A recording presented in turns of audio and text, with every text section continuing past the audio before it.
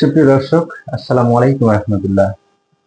সুপ্রিয় দর্শক, আজকে যে আলোচ্য বিষয়টি হলো যে হইচই করার কারণে বা উচ্চ স্বরে হইচই করার কারণে সারদা পুলিশ একাডেমি ৮ এসআইকে অব্যাহতি দেওয়া হলো। এটা হচ্ছে বিডি নিউজ 24 এর একটা সংবাদ। সংবাদটি একটু পড়ি, চলুন। সারদা পুলিশ একাডেমির সেই ৮ এসআইকে এবার অব্যাহতি দেওয়া হলো। এ নিয়ে 40তম ব্যাচের ৩২১ এসআইকে অব্যাহতি দিল কর্তৃপক্ষ। নির্দেশনা না মেনে প্রশিক্ষণ মাঠে উচ্চস্বরে হইচই করার অভিযোগে রাজশাহীর চারঘাটের সারদার বাংলাদেশ পুলিশ একাডেমিতে প্রশিক্ষণরত ৮ এসআইকে এবার অব্যাহতি দিয়েছে কর্তৃপক্ষ। কারণ দর্শানোর নোটিশ শোকজ ৪ দিনের মাথায় বুধবার সন্ধ্যায় ৮ জনের হাতে অব্যাহতিপত্র তুলে দেওয়া হয়। তাদেরকে একাডেমি ছেড়ে যেতে বলা হয়েছে। পুলিশ সদর দপ্তরের অতিরিক্ত পুলিশ মহাপরিদর্শক HRM আবু নাসির খালেদ রাতে bdnews24.com-কে বলেন, শৃঙ্খলাজনিত কারণে তাদের অব্যাহতি দেওয়া হয়েছে। এটার সম্পূর্ণ এখতিয়ার সারদা একাডেমির অধ্যক্ষের। পাসিং আউটের সময়ও অব্যাহতি দেওয়ার ক্ষমতা রয়েছে, কেননা তাদের চাকরি স্থায়ী হয়নি। এর আগে রোববার তাদের কারণ দর্শানোর নোটিশ নিয়ে ৩ কার্যদিবসের মধ্যে ব্যাখ্যা দিতে বলা হয়েছিল। ব্যাখ্যায় সন্তুষ্ট না হয় তাদের অব্যাহতি দেওয়া হয়েছে। তাদের বিরুদ্ধে অভিযোগ ছিল ২৭ ডিসেম্বর বৈকালিক কার্যক্রমে নিয়মিত সাপ্তাহিক গেম প্যারেড ছিল। গেম প্যারেড শুরুর আগে কোম্পানি ভিত্তিক প্রশিক্ষণার্থীদের ফলো ইন করানোর জন্য কোম্পানির CASI থাকেন। তিনি নির্দেশনা দেওয়ার সঙ্গে সঙ্গে উচ্চস্বরে হইচই করতে থাকেন এবং উস্কানিমূলক কথাবার্তায় অন্যান্য ক্যাডেট উত্তেজিত হয়ে হইচই করেন। 40তম ক্যাডেট SI ব্যাচে প্রশিক্ষণের জন্য মোট ৮২৩ জন ছিলেন। এর আগে মাঠে ও ক্লাসে বিশৃঙ্খলা তুলে ৩ ধাপে ৩১৩ এসআইকে চাকরি থেকে অব্যাহতি দেওয়া হলো। সর্বশেষ আরো ৮ জনকে অব্যাহতি দেওয়া হলো। এ নিয়ে ৩২১ জন এসআইকে অব্যাহতি দিল কর্তৃপক্ষ। এখন কথা হলো, যে এসআই গুলো বা এর আগে যে মানে এলোমেলো হাঁটার কারণে 40তম BCS এর আপনারা যে কয়েকজন ASP কে বাদ দিয়েছিলেন সারদা পুলিশ স্টেশন থেকে, কারণটা কি ছিল? এলোমেলো হাঁটার কারণ। এই এলোমেলো হাঁটার কারণে যদি কারো চাকরি চলে যায়, এর চেয়ে দুঃখজনক আর কি হতে পারে? আমরা এর আগে কখনো এরকম শুনি নাই। আপনারা শুনেছেন কিনা দর্শক জানি না, শুনে থাকলে মন্তব্যের ঘরে লিখবেন। মানে একজন বিশেষ ক্যাডার হতে কতগুলো ধাপ পার হতে হয় আপনার কল্পনায় আছে কিনা জানি না। আমার এক চাচা, উনি সচিবালয়ে আছেন। সচিবালয়ে উনি একজন সচিব পর্যায়ের আর কি, সচিব, সিনিয়র যুগ্ম সচিব। তো আমার চাচার কাছ থেকে শুনেছিলাম উনি কোনো দল করেন না। উনি সম্ভবত ২৮ না ২৯তম BCS এরকম।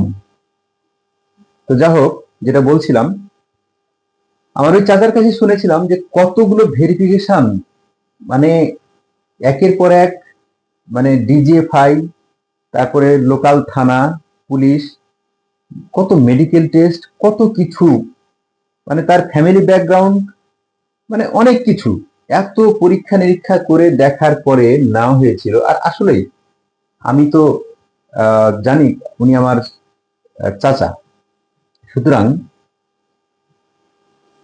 কতটা মেধাবী ছিলেন, আমি চাচার নাম বলতেছি না, কতটা মেধাবী ছিলেন উনি সেটা আমরা জানি।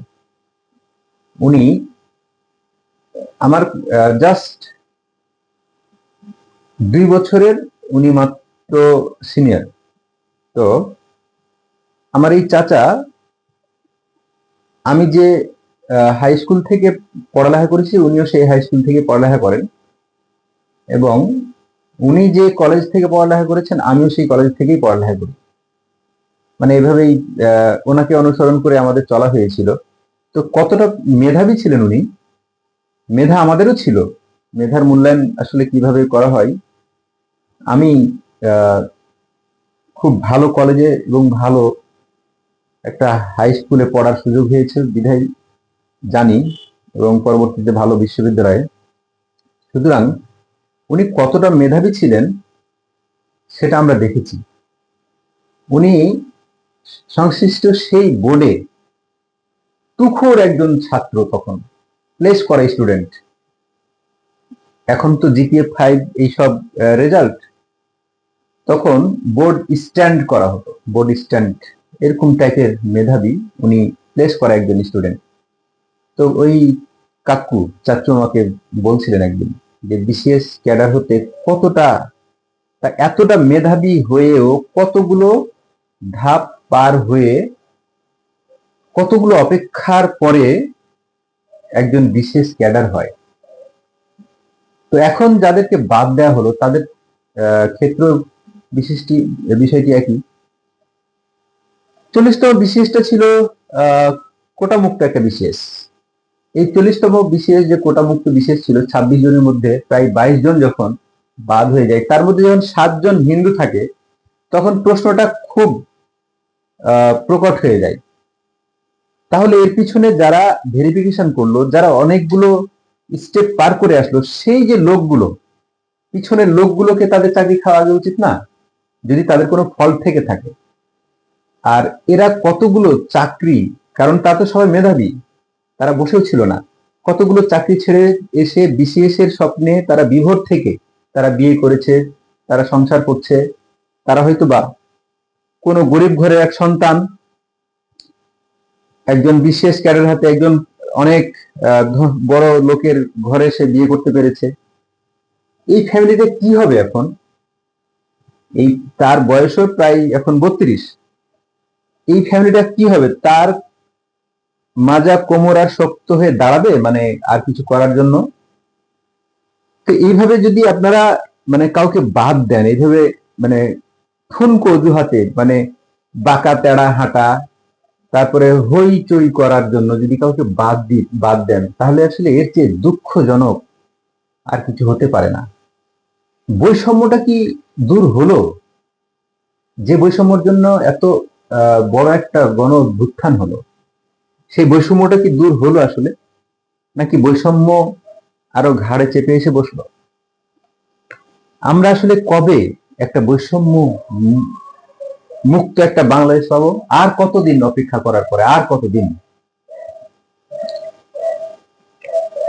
মানে এটা আসলে খুবই দুঃখজনক, খুবই দুঃখজনক।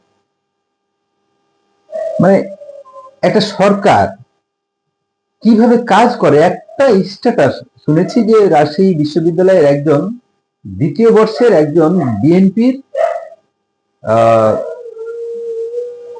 ছাত্র দলের একজন নেতা, শোনার কথা আর কি, আমি দেখি না স্ট্যাটাসটা, তার কথাই এই বিশেষের এই এদের বাতিল হয়ে গেছে অনেকেই, তার একটা স্ট্যাটাসে। এই যদি হয় অবস্থা, তাহলে 40তম বিসিএস এ শুধুমাত্র তো মানে পুলিশ ক্যাডারে ছিল না, অনেক ক্যাডারে ছিল না, আরো যাদের পোস্টিং হয়ে গেছে তাদের কি হবে? তাদেরকে সবাইকে একসাথে বাদ দিয়ে দেন। যদি হয়ে যায় এরকমও ঘটনা যে শেখ হাসিনার আমলে সবাই ছাত্রলীগ করে আসছে, তাহলে তো গোড়া থেকে শুরু করতে হবে, গোড়া থেকে শুরু করতে হবে, আরো গোড়ায় যেতে হলে মানে 96 সালে পাশ করার পর থেকে শুরু করতে হবে। তাহলে তো সবাইকে বাদ দিয়ে দেন না। শেখ হাসিনার যতগুলো আমলে যতগুলো হয়েছে, আমলা হয়েছে, চাকুরি হয়েছে, সবাইকে বাদ দিয়ে দেন। এবার তাহলে বৈষম্যটা ন্যায্যতা পাবে। এখন এইভাবে মানুষগুলোর জীবনটাকে নষ্ট করে দিয়ে তারা একটা চাকরি করতো, আজকে কত বড় হতাশার জীবন। কেউ তো মানে সুইসাইড করতেও পারে এমন একটা অবস্থা। কারণ হচ্ছে কি, যে তাদের আর কি করার থাকতে পারে, আর বা কি করার থাকতে পারে তাদের। যাই হোক, আল্লাহ তাদের মঙ্গল করুন, আল্লাহ তাদের পাশে দাঁড়াবেন ইনশাল্লাহ। যার পাশে আল্লাহ থাকেন নিশ্চয়ই আল্লাহ ভালোর জন্যই কিছু করেন। এর প্রতিদিন হয়তো আরো ভালো কিছু অপেক্ষা করছে, হয়তো সাময়িক কষ্ট তাদের। তবে আমি রিকোয়েস্ট করব বর্তমান গভর্নমেন্টকে, যে আপনারা আরেকবার বিবেচনা করতে পারেন বিষয়টা, দেখতে পারেন বিষয়টা। এই ঠুনকো কারণে একটা ছেলের চাকরি চলে যাবে। মেজর যদি কোনো অন্যায় থাকে তার বাদ দিয়ে দিতেই পারে। নিয়ম ভঙ্গের অনেকগুলো কঠিন কঠিন কিছু বিষয় থাকে, যেগুলো আপনাদের ইন্টারনাল বিষয়, সেগুলো যদি থাকে আপনারা বাদ দিতেই পারেন। কিন্তু এই ঠুনকো এলোমেলো হাঁটার কারণে, বাঁকা তেড়া হাঁটার কারণে, উচ্চস্বরে কথা বলার কারণে কারো চাকরি চলে যাবে, এর চেয়ে দুঃখজনক আর কি হতে পারে বলুন। সুপ্রিয় দর্শক, আজকে এই পর্যন্তই। কথা হবে পরের কোনো একটি ভিডিওতে। সকলে ভালো থাকবেন, সুস্থ থাকবেন। আসসালামু আলাইকুম রহমতুল্লাহ।